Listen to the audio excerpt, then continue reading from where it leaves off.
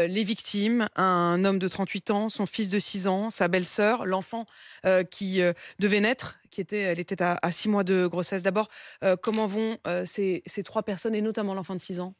Ils vont pas bien aujourd'hui. 2 des 3 sont toujours en service réanimation. Le conducteur de 38 ans est en service réanimation. Le fils de 6 ans est en service réanimation. Et la passagère, elle est sortie du service de réanimation, mais elle a perdu son bébé. Donc, ils sont dans un état physique et psychologique désastreux. Désastreux, on l'imagine bien. Ils ont été auditionnés par les enquêtes? Pas encore.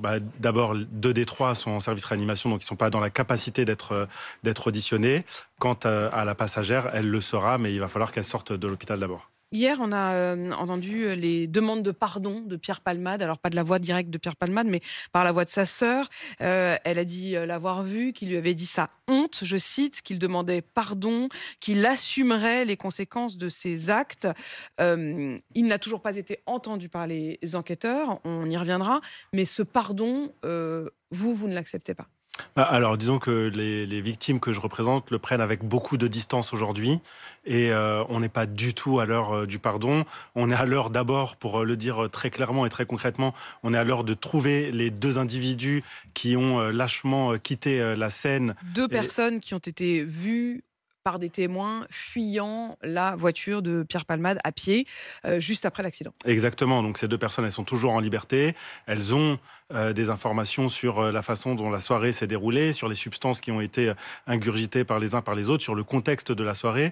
Donc si vous voulez, les victimes aujourd'hui, les parties civiles ont besoin de réponses. Elles ont besoin, qu'une sanction, soit prononcée, d'abord, par, un magistrat instructeur, par, probablement, le JLD en fin de semaine et puis in fine par une juridiction de jugement, et elles sont, plutôt, dans cette attente-là. Le pardon, on verra par la suite, mais C'est aujourd'hui, intéressant. c'est pas du tout à Je l'heure vous du pose jour. carrément la question directement. Est-ce que vous avez trouvé que c'était déplacé? C'est Je sais pas si c'est déplacé, on est, dans de la communication. Je pense qu'ils pouvaient pas faire, autrement que, prononcer ces mots-là. Maintenant, mes clients, sont, très distants vis-à-vis, de ces excuses, et je pense qu'on n'est pas du tout dans la bonne temporalité.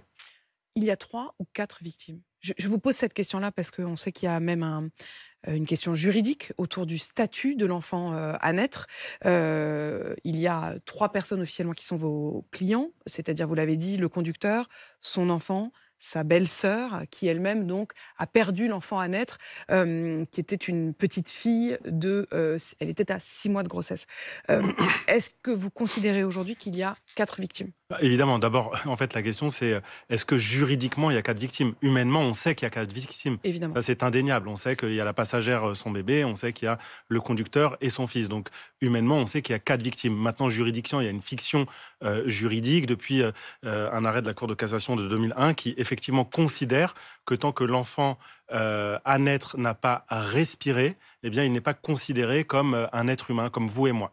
Et donc, évidemment, il ne peut pas, prétendre au statut juridique. Maintenant, c'est un débat qui va avoir lieu, et avant que ce débat ait lieu, il va y avoir, d'abord, des expertises par le biais d'une autopsie, et l'autopsie va déterminer si, lorsque l'enfant est né par, la voie d'une césarienne, en urgence, si l'enfant a respiré. Si l'enfant a respiré, eh bien, Pierre Palmade pourra être, mis en examen pour homicide involontaire, et si l'enfant n'a pas respiré, effectivement, il y aura un débat juridique autour de cette question.